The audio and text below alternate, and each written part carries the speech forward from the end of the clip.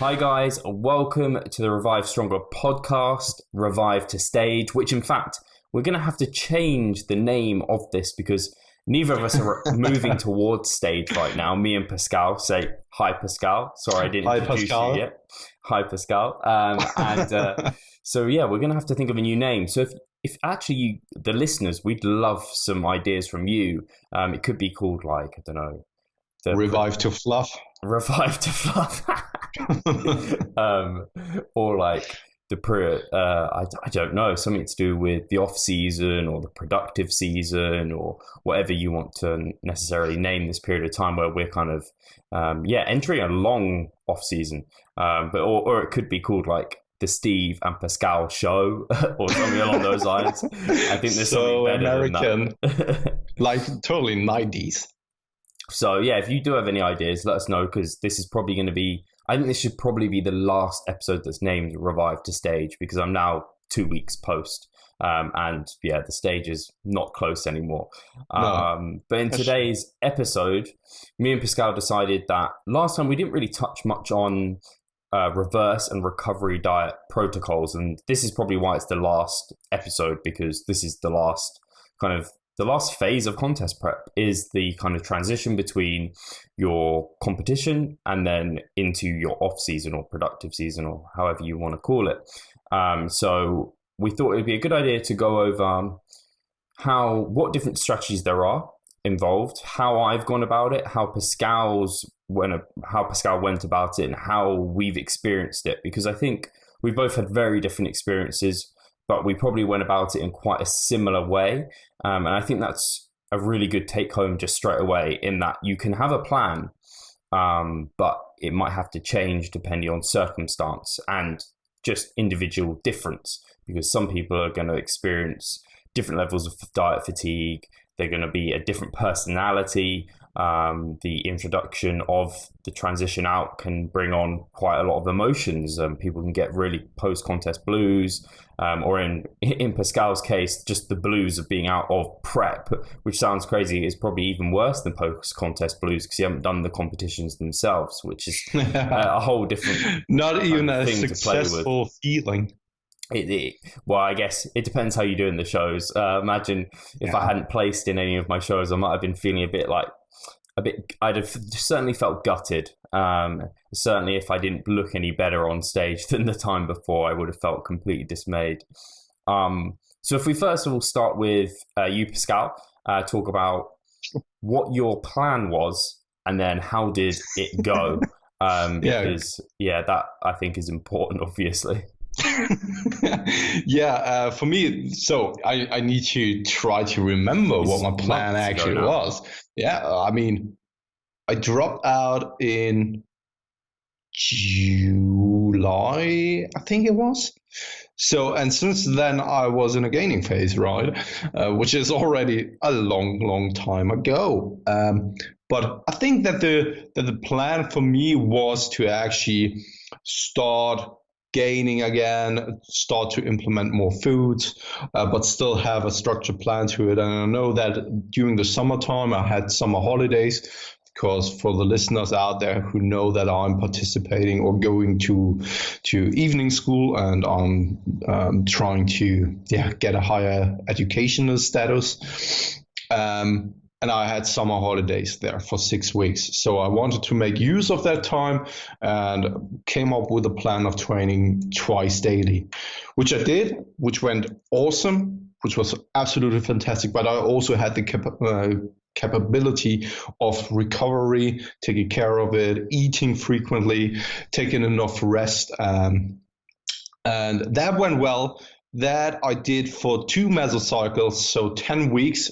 It was a mesocycle each with a paradigm of 4-1, so 4 weeks harder training and then 1 week deload. And this I did for 2 consecutive mesocycles in a row. And then it all kind of broke loose, to be really honest. Because I'm coming from a background of adipose phobia, as we call it, right? The fear of gaining fluff. And I felt like I gained too much fluff along the way, which I now in hindsight, I didn't. I didn't. And I hate myself for actually trying then to implement a mini cut, because this made things just worse. This ended up in a vicious cycle, as we so often talk about, right? Especially when you're coming out of a prolonged cutting period and then you're gaining. You have the feeling that you gained too much fluff, or you even really fucked up, as some competitors out there do when they come off the show, that they really go out on an all-out binge for a couple of weeks, and then they, go ahead.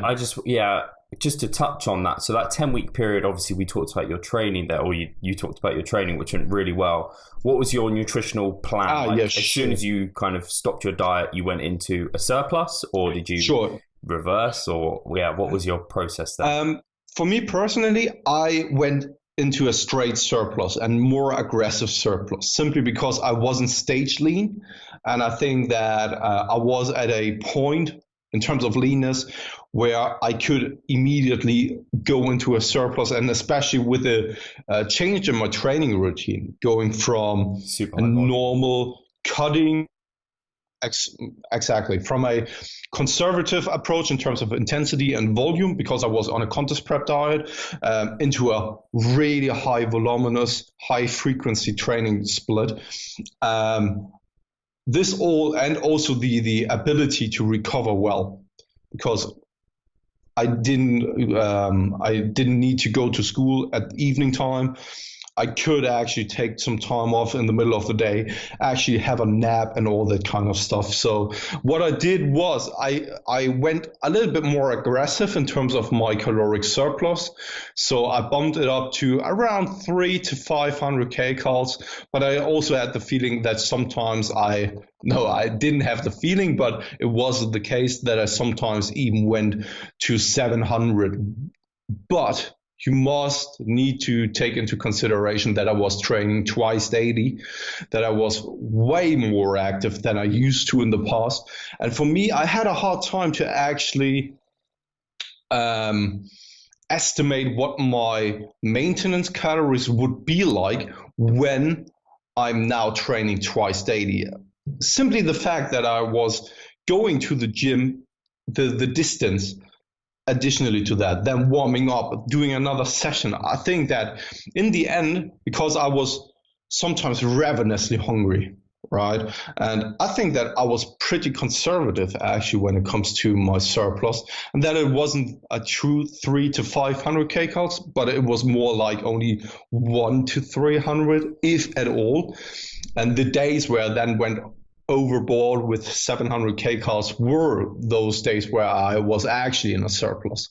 So my performance increased really quickly, and also my weight went quickly up, but it was, I think, more so to do with the fact of that the last 3 weeks of my contest prep, I really tried to push it hard. I was super depleted. I was only taking in around 200 carbs per day, and then going into a surplus where I was eating like over 500 carbs, right? It was just like I was filling out super quickly, and all the glycogen came back. Then my muscles, I had experienced way more soreness, so holding a lot more water probably as well, and all that kind of stuff. So I didn't really weigh myself because I know that this would mess with my head. So I left the scale to the side and just went by feeling. And this, of course, then obviously with my background, with keeping in mind that I came from a place with adipose phobia, at a certain time I felt like I gained too much fluff, right, when looking at the mirror. But it was probably only because of a little bit more water weight. You were filled out a little bit more. And now in hindsight, when I'm standing here now looking back, I shouldn't have done any kind of rash decisions in trying to do then a short mini cut, because it wasn't really necessary. And I did it, and it messed up my structure, it messed up my food focus, and also my hunger levels. and all that kind of stuff. Really messed it up. And moving forward to now, I'm not in the best place when it comes to training and nutrition. I feel like I'm kind of lost. I'm also right now injured. I think it's a muscle strain in my lower back, which also plays a role in the motivation and the mindset and all that kind of stuff. But right now, I feel like I have lost somehow the structure I set for myself, and lost the goal I set for myself in terms of the annual planning, because I came up with an annual plan and I lost track. And now it's all about getting back on track. But I can see it with so many competitors. I'm not saying, and I'm not comparing myself to the competitors who actually stepped on stage and who competed and who are probably going through a more severe time in terms of hunger levels and the mental aspect. But I can see with so many competitors who then stop the contest prep, who fall into that zone of only food focus, and that they can't really satiate themselves, and then they mess up like big time. They don't set themselves up for a successful off season, because then they gain too much fluff in a short period of time, and they feel the urgent need of then cutting, right? And I don't know if you want to touch on something. Yeah, I have a thought in that where you talked about you increase your calories. Well, actually, really interesting that you didn't really know your maintenance because of so many things changing. I literally just did an Instagram post about how maintenance changes within phases, like across times in your life. And that is because a lot of the listeners will know kind of the metabolism is made up of all these different factors, not just kind of your exercise, not just your genetics, also your non-exercise activity thermogenesis. So like doing this and moving around. Those listening, I was kind of doing a dance, although that would be counted as exercise anyway. So stuff like that. And then also the thermic effect of feeding. So the fact your calories came up, kind of that gets rid of a bunch of the actual energy surplus. And the fact that, and I spoke to Broderick about this, I was like, for me, it was really hard to identify what maintenance was, because I'd gone through, like, my body weight hadn't really kind of changed a great deal. And I'd gone through like periods of depletion, periods of peaking, periods of depletion, periods of peaking, and then like periods of reversing up calories. And it's like but he was like, basically, like, it's really hard. You have to have tons of data to actually know where you're at. And sometimes you have to look at historical data to try and kind of guide your future plans. So for me, kind of like planning my surplus and stuff, it's kind of like, kind of know I was this, but like everything changes, especially when you are kind of going through these different phases of surplus, of deficit. So no, I think that's a really interesting point. And to make clear to the listeners that your maintenance changes. Like, so many people try and work out their maintenance, but this is why data is so important. An average long-term scale weight data can be helpful, but also keep you in a visual aid. So I thought it was interesting that you didn't weigh yourself. I remember you saying you weren't weighing yourself. And I think the trouble with that can be, I guess, when you do, I mean, the listeners again are educated, so they know, but when you do eat a bunch more carbohydrate, you store a load more glycogen with that water, so you'll automatically look a lot fluffier because of the water retention you'll initially be getting, along with extra sodium from all the extra carbohydrates you'll be having, the soreness, and that can often throw people off, because you could gain, like if you were absolutely depleted, like during my depletion weeks, I'd lose like 6 pounds. Yeah. And then I'd replete up 6 pounds, if not actually more, like 8 pounds. So if you were doing that coming out, that's 8 pounds. Like, okay, you'd look scary on the scale, but discount that, you're also going to look visually a lot softer. But after, almost had a calamity with my laptop. After 2 days, it's all that neat. I've got so much energy. I'm just moving around and destroying the apartment. Smashing things. So yeah, after those initial weeks, kind of, if you just did 2 days of low carb and like strict deficit, you probably like, I could imagine I could step on stage this weekend. We'll get on to how my reverse is gone, but like, yeah, this, I mean, even today, I could probably step on stage and look leaner than like half the guys. It's a bit ridiculous. My body's quite strange in what it's doing at the moment. Yeah. But there was something else I wanted to touch on was we talked about calories. So you bumped up your calories to be in a decent surplus. So you were hoping in terms of food choices, how did you have a transition or a plan with that? Because like you said about a lot of competitors, they end up doing the whole lots of food focus. Maybe they eat meals out and they can't get satiated, and you're not going to. You can't expect to be, because especially for a competitor, because they're low body fat, and that takes into like how much energy you're having, but also your body fat levels plays into how hungry you're going to be, because body fat cells release leptin. Leptin keeps you fuller, but you haven't got any body fat particularly, so you're just going to keep eating because the body just will want to put on that fat, and you just want to control that process. But yeah, getting back to my question to you was, how did your food choices change, food composition, things like that? By the way, Steve, it's so funny because now recording that episode, I can hear and see how much more active you are. You are speaking so faster, and you're just fidgeting and moving your hands around, and it's just funny to see it's just it's not that you got more food in you, it's just because you had pizza and you're still that euphoric state, right?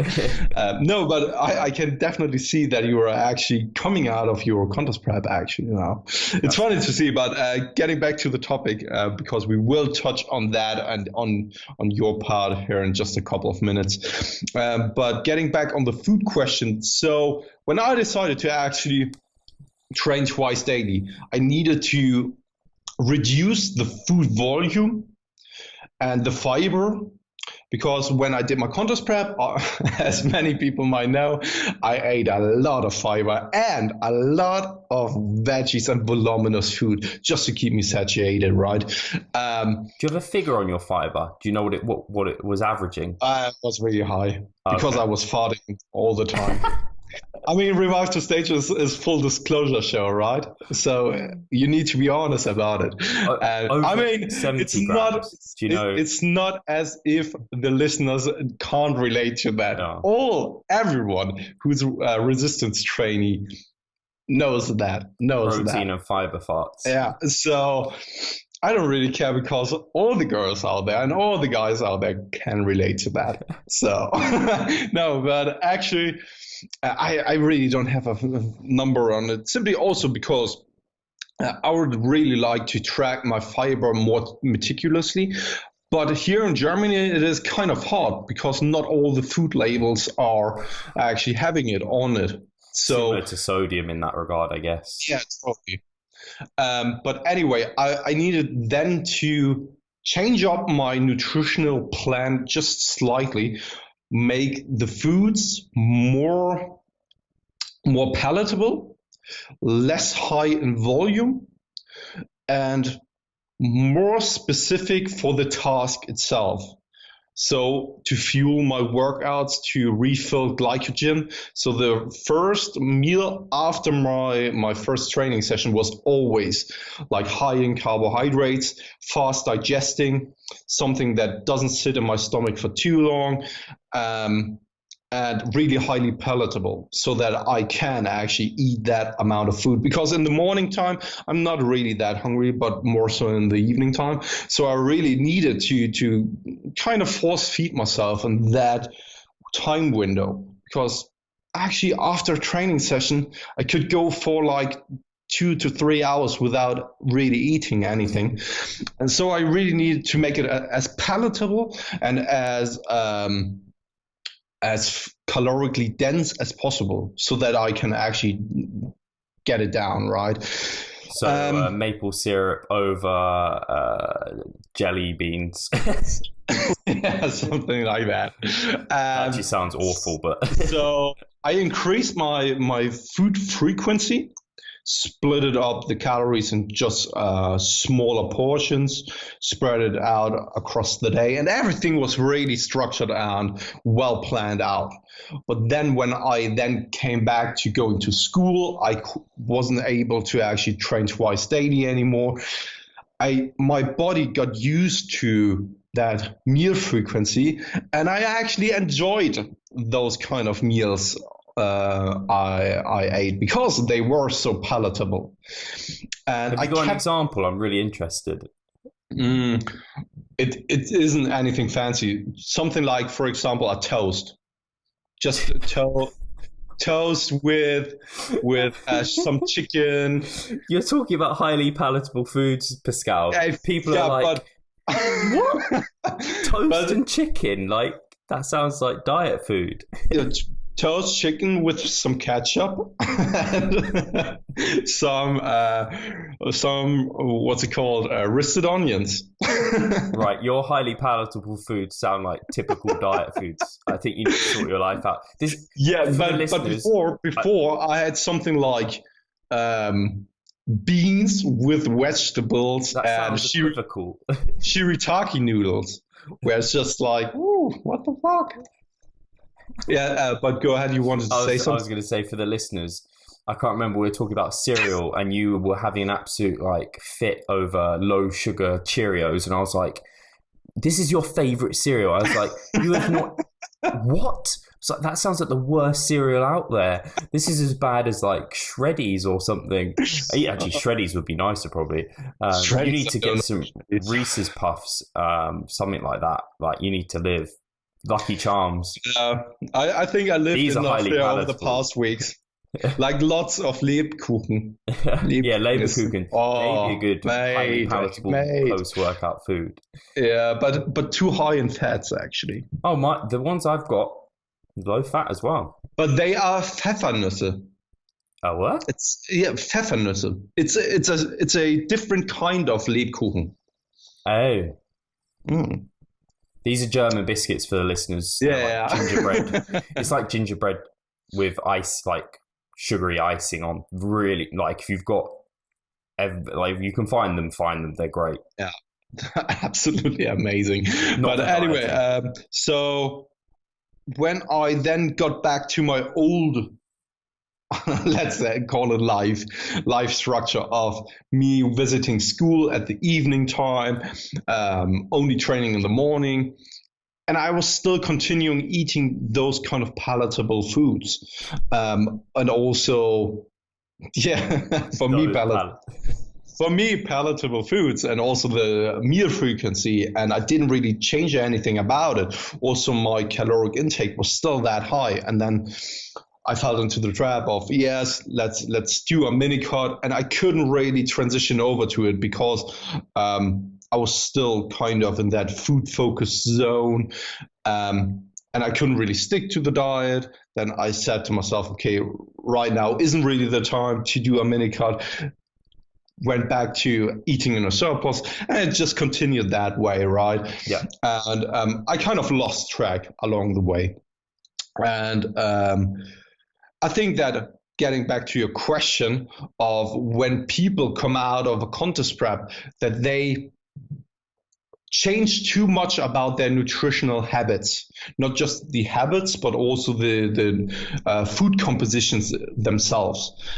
What I would recommend for most people, no matter if you're doing a reverse diet or a recovery diet, or if you simply say fuck it all, I would recommend you staying with your nutritional habits you've built throughout the contest prep for quite a while. It is like the same when you're transitioning in your training program. You don't want to stop cardio all along, and you don't want to jump from, let's say, low intensity, higher volume into the highest intensity and low volume. You slowly transition over, right? Max to metabolite pump. Yeah, totally.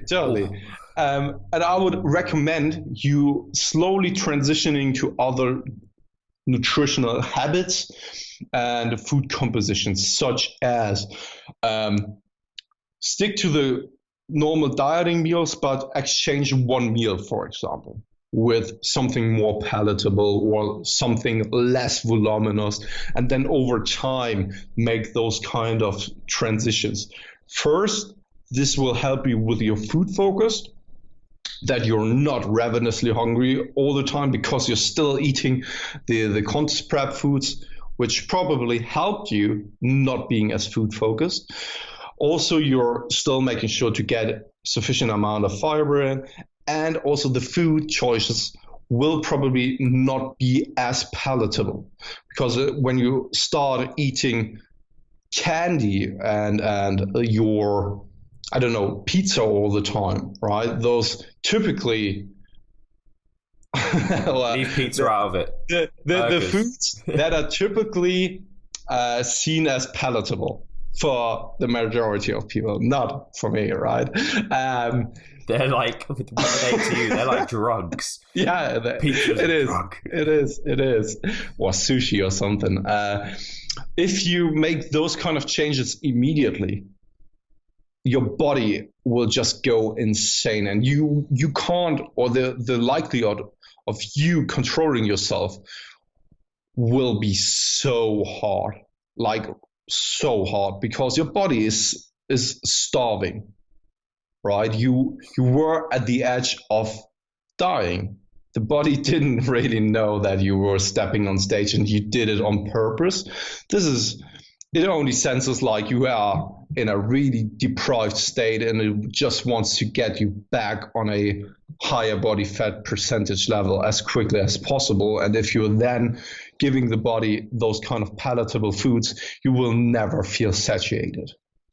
And actually, this is a really relational point to just our clients in general. I know a lot of our clients listen to this, but when I like take them through diet breaks, like just a week of higher food, a lot of them I've had experiences with them where they're like, oh, I've got like an extra 500 calories now, and they change their diet completely, and they like completely screw it up, and it completely screws them over. I say stick to your usual routine and structure, and I, like you said, I really like the idea of a layered approach. So just like we do our training, so you go from like general hypertrophy to like slightly higher reps, and then a layering on metabolite work towards the end to add layers of volume. You might do the same with your diet. So you have your baseline cutting diet, then you add on a layer of like, you might have, so for example, like my cocoa oats, they might go from like, I went from like 50 grams of oats to 60 grams of oats with a bit of golden syrup. Like that's just a tiny little addition. Or like you might add a banana to that meal, or like some rice cakes to that meal. It's just small changes, because once you're out of like the deep kind of the darker zones of like so far away from your set point, the body, where the body likes to be, once you get close to that set point, things will start normalizing. You can probably afford to have days, especially because you're probably going to be in a surplus, where you do have a really highly palatable meal, because then you're not kind of, the body doesn't sense starvation because it's now near its set point, the place it likes to be. Whereas at the moment, you're so far away from that, you're dragging away from that. It's finding it really, really difficult. So it's really important to transition not only your to transition your calories and your body weight successfully out of a reverse diet, you have to transition your food composition as well. Otherwise, like you said, like you see people, I mean, I've seen people on my Instagram feed, they are like, they went on holiday after, and we talked to Cliff about this on the podcast, where he was like, do not go on holiday. It's like the worst thing you could do. And they've gone on holiday, and they've just, every meal is huge, calorie dense foods. And I remember seeing a photo of someone's ankles, and they were just like, they didn't have ankles, they were cankles, like, and they were just like, because of all the sodium, all of like, they've just completely. And the thing is, you're probably going to find you really feel like crap as well, because you're probably reintroducing things you haven't eaten in ages. Your digestive system isn't going to be able to handle them well, and your stomach's going to feel uncomfortable. You're probably bloated. You're probably shitting all the time and really not well. And then you want to make use of these calories, right? And then you can't even train because you're actually not in a really good state. Your probably sleep is disrupted because of all of it. Whereas if you transition it, you have a really nice, smooth, successful like lead into your contest prep, which I think you basically did. You just had a then bump in the road after 10 weeks where you tried something when you probably weren't in a state that it was kind of, you hadn't kind of fully recovered, as it were, because I know it depends on the person, but I mean, some hormones don't recover till like 6 months afterwards. Like I also think that perhaps it could be that my physiology did recover, but my mental state wasn't there yet. Right? And your routine changed, which is massive, especially for us robots. And the thing is that you were talking about the transitioning phase now in terms of nutrition as well. And when I work with clients and we are trying to build some new habits, we could either do like this, that we have a full list of habits I want to implement immediately, but this will probably overwhelm the client and thus make it more likely that they can't stick to it. However, if you are implementing one habit at a time, like every single week, you would be theoretically able to implement 52 different habit changes over the course of a year. Just implement them slowly, and it's making it so much easier. Because just imagine if I were to tell you, okay, I want you to hit 10K steps each and every day next week.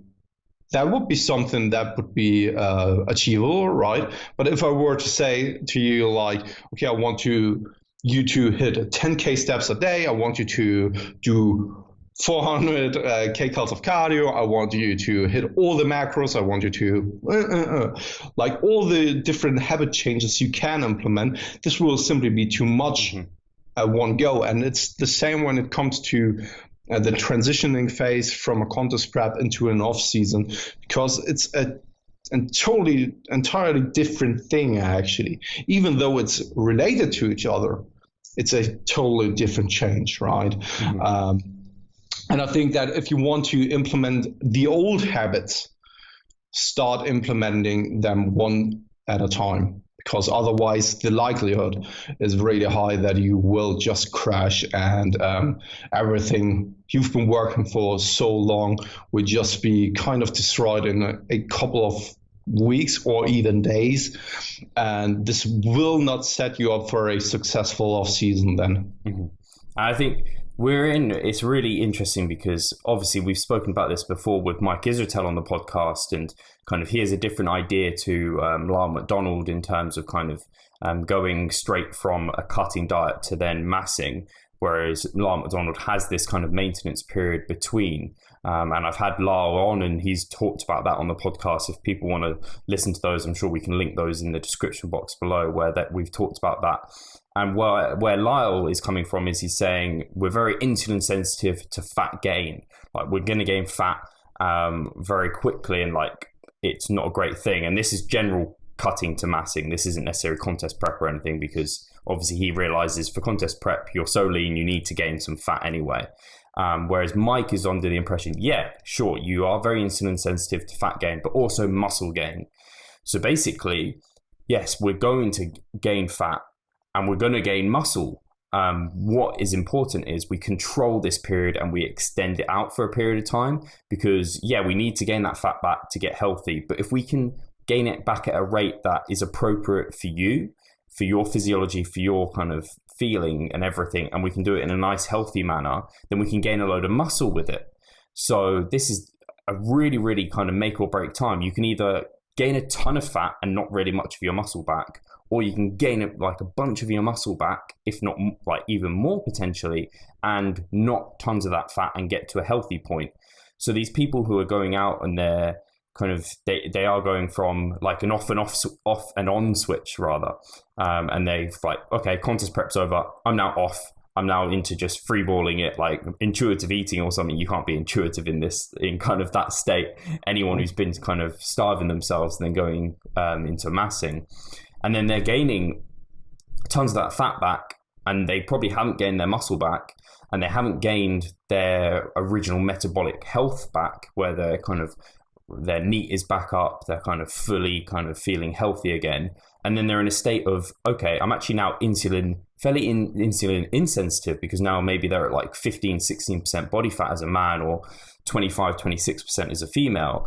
And now they want to cut, but they're actually maybe now still only maintaining on like, I don't know, a low amount, not a highly appropriate amount. And they still aren't recovered from all of the dietary fatigue that's built up over the months of contest prep. So then they try and diet and they can't. And they're kind of in this perpetual end up spinning their wheels. And this is what we want to avoid. That's why this kind of transitional period is important. And yeah, I'm very fortunate and I think for us as contest prep coaches, we ideally want to have started the transition already when they're in prep, which is where kind of the actual reverse diet, kind of traditionally slowly building up calories, actually has some credit and is helpful. And that's because basically at the end of a contest prep, and like for me, after my first show, I started trickling up calories. And this was because as you get leaner, you want to reduce the calorie deficit anyway. I did want to get even leaner, so I didn't go straight to maintenance. I was just building towards my maintenance. So I was feeling slightly better. I was filling out slightly more, kind of filling that bucket as we've spoken about when we talked about peak weeks. And I was reducing the amount of fat loss that was occurring, which is good. I was potentially building back muscle because my volume in the gym was increasing as my calories were coming up, but I still was in a deficit. And basically I almost got, and actually at the end of my peak weeks, I basically was filling up the bucket even more to about maintenance so that I was full as possible with glycogen. And then I ended, and then it's like, oh, it's just another transition further out. So you kind of transition down in your prep, and then you're transitioning out, but you're still in a deficit. And then you kind of hit the end of your prep where you've basically peaked your show, whatever it is. And then you just, now I'm in a surplus. And you can't be certain that I'm in a surplus because of the way things have happened for me, it's been a bit strange. But then the transition is much easier. So I found I haven't kind of found the need to, like my performance was already going on the up and things like this. And I was already feeling pretty good. I never felt that bad during my prep anyway, because it wasn't too long. And I need to do a thorough either single podcast episode or blog post about it. But now I'm kind of in a really good state. And that's where we want to be, kind of, just you do need to change enough to make adaptations happen, and you don't want to make it so slow like a traditional old kind of school reverse diet approach where you're still in a deficit after your show. Like, that's pointless because you don't need to be contest lean. You definitely want to get up to maintenance. You definitely want to see signs of those dietary fatigue come down. But then the speed at which you kind of gain weight, the speed at which you put on extra calories after you're at maintenance will depend on the person. It's really individual. So I have a client who did his show this year, and he found he really needed a decent amount of food to start feeling a bit more normal, and we needed to gain rate at closer to kind of the 1% per week rate the first few weeks. Whereas for me, I think I've gained about 1% I haven't even gained 1% of weight yet, and it's been 2 weeks. I'm sure I will be, and I think that's something, like, I have the adipophobia like you, so it's always something that I will probably find that I will string out a little bit longer than maybe other people will. But I think as long as you're moving in the right direction and you aren't continuing to diet, that's the important thing. Your physiology is still improving. You're still walking steps in the right direction. Don't know if you've got any thoughts on anything I said. Yeah, I think that now that you touched on it, when you are aiming for that higher end in the off season, and I think some people might hold themselves back a little bit because they always try to stay on the leaner side of things. Because we've talked about it in the Instagram or in the social media episode, that those are the people most of the time who earn their money with their looks, like fitness models, who perhaps sometimes step on stage, but not all of them do, right?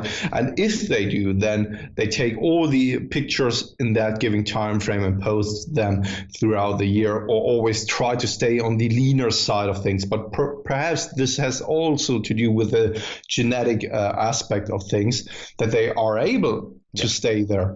I mean, I don't know, have you watched Generation Iron 2 already? Yeah. No, I haven't seen Generation Iron 2. I've seen Generation Iron. Okay, so there's Callum Van Moger, I think this is how he's called. But it's funny because such a bro-ish movie, but still the love for the iron, right? But he decided to do a show to take a pro card, and he started prepping like 14 days before. Wow. Yeah. And this just goes to show that he's making a living off of his physique already. Natural right? guy. I doubt that, but I'm not making any kind of assumptions. It was an untested organization, I'm guessing. I'm not quite certain. Okay. But just because that can speed things up, obviously. Yeah, I mean, it is not up to me to decide whether he's on drugs or not. If he openly admits about doing stuff like that, that's absolutely fine. If he then takes it, absolutely fine as well. I'm not making any kind of assumptions, and in the end, it doesn't really matter for me personally, right? But it could make a difference, of course. But all I wanted to say is that people then get the assumption of that they need to stay on the leaner side of things in the off season. And some people will always feel like shit when they are like leaner, and also are not performing as well as they could if they were to allow themselves to actually gain a little bit more fluff. When I take a look at our man JPS, shout out to Jacob, he made some amazing progress in the off season now. Also because he allowed himself to actually gain a little bit more weight.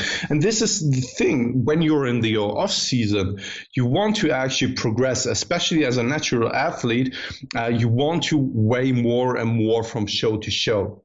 Right, there will be a cap at some point, that's for sure. But this will also probably mean that you can push it a little bit more in your off season. So only because you weighed 185 to 190 pounds in your last off season doesn't mean that you only need to cap it there for this off season. Perhaps push it a little bit further. Push it to 190 or 195 this time. Try to see how that one goes. And for some people, I mean, let's take Cone Wolf, for example. He actually goes way above his stage weight all the time because he says himself that this is the sport where he feels most comfortable. His performance is the best, and also he feels alive. Mm-hmm. And sometimes it's then perhaps, if it's necessary that you're 40 pounds above stage weight, that's up to debate, but I think that it comes down to the individual as well. And if you feel comfortable with a certain body weight and you are then able to progress, perfect, stay in that zone. And if that does mean that you need to push it perhaps sometimes a little bit higher and you are a little bit fluffier, I mean, what do you want? Do you want to look good in the off season all the time? Or do you want to be a bodybuilder who actually brings a better package the next season? Mm-hmm. Yeah, I think it's super interesting because as someone who is on the, like I've just always basically been a lean person. I think I heard Mike Israel saying like, I've never caught Steve Hall without like striated pecs. And like, I think people sometimes maybe get the wrong impression with me because I do get fluffier. Like I do, like my legs do not, like, they just go completely flat, like completely flubber, and my ass as well. Like I don't keep glute striations year round. Now I might stay leaner than other people, but I feel productive at that state. And I think there is some psychology there as well. Maybe I do need to push it a bit harder. I also think there's an interesting point because you talked about kind of, if you got to 190 in one off season, maybe you can push to 195 in another one because you're a bit kind of more muscular. You should be maybe put on some more muscle. You could also argue that because you've cut another time, maybe you've gradually moved your set point or your settling point down a tad. So you find it easier to stay leaner and leaner. Because you find as people progress, especially like, and I think this is really true for advanced athletes who they can compete more frequently, it probably pays dividend to stay leaner, kind of, because then they don't have to diet for as much time. And maybe when you're younger, that's when you allow weight to push up a bit more. But no, it's definitely an interesting point.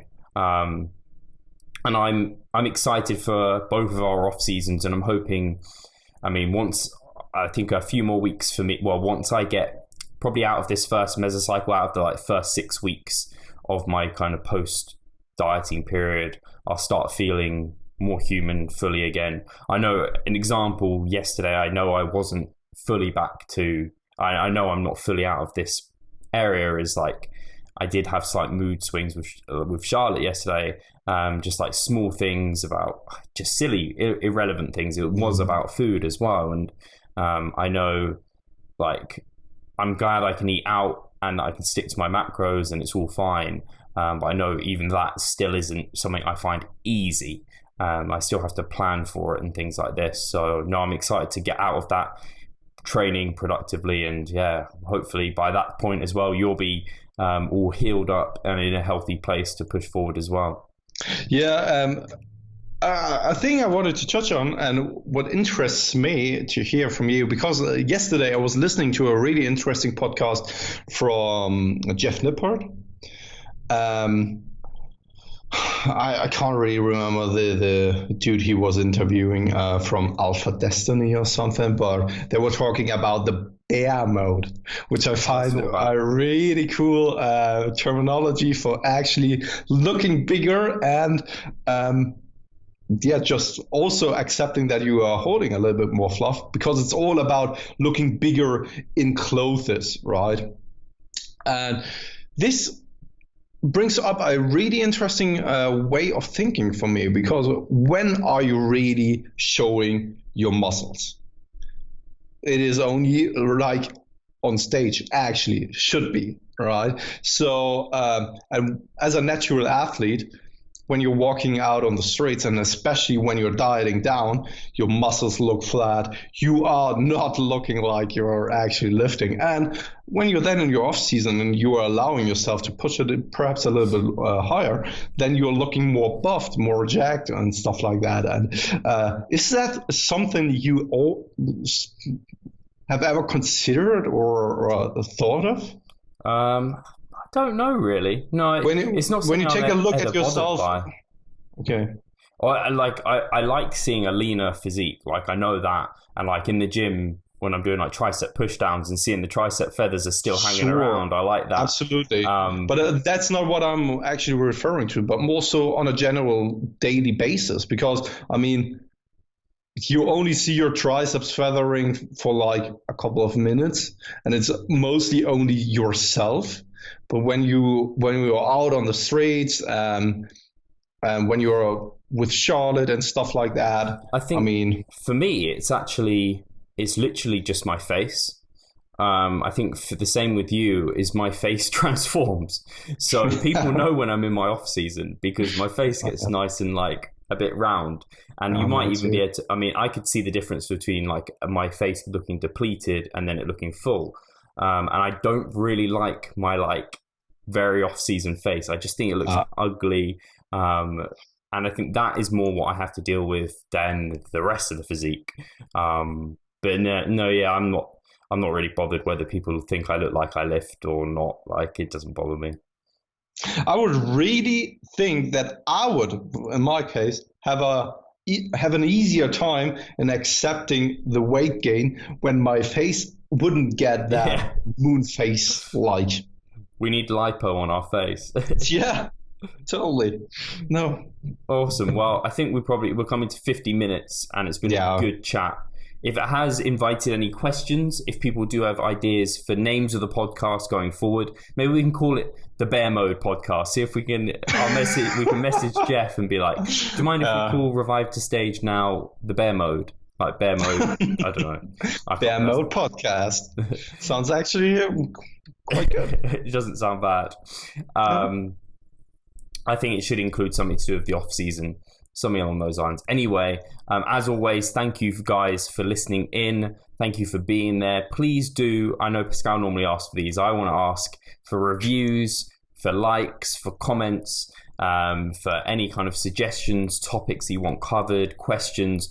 The actual Facebook group in which you can ask questions to Mike Israetel and ourselves is getting hugely active, and there's some very smart people in there, and like the interaction between people is always really high quality. Like, people aren't bad mouthing people. It's very friendly, but also incredible. Like, they're just very smart. There's some answers in there that have made me think about things differently, and it's really nice to see. So that community is really growing. Also, remember to catch us on Instagram, always sharing good stuff there. And yeah, I think I covered everything. Yeah, it's all right. It's all right. And the only other thing I'd say is, if people are really start planning your contest season for 2018, I highly recommend it. And I'm not saying that like to come and approach us for coaching or anything like that, but do listen through our like series. Do have a look at kind of your strategy and approach your contest prep, because the sooner you can start planning that, the better your transition out of prep is going to be, and then the better your future shows are going to be. And like, it's just an ever going thing. So if this has ignited some thoughts of, I don't want to have a binge after my contest, then start planning not to have one now. If you plan not to have one now, there's a large chance that you're going to have a really successful transition out of your shows. So yeah, that's what I'd leave them with. Lovely, Steve. It is. No, it really is. It sounds that I meant it in a sarcastic way, but it is meant like that. You can go and actually, I want people's thoughts on Pascal's palatability scale. I think it needs shifting. Yeah. Oh. This is probably just on the as an ending here. This has probably to do because I'm not eating any candy since I'm 14, because I was running risk of becoming a diabetic. So the what's palatable for me has massively skewed, changed since then. This is why protein bars are like drugs. Yeah, it is. I could really inject them to my arms or ass. I don't know. Anyway, Thank you very much, guys, and talk to you soon. Cheers.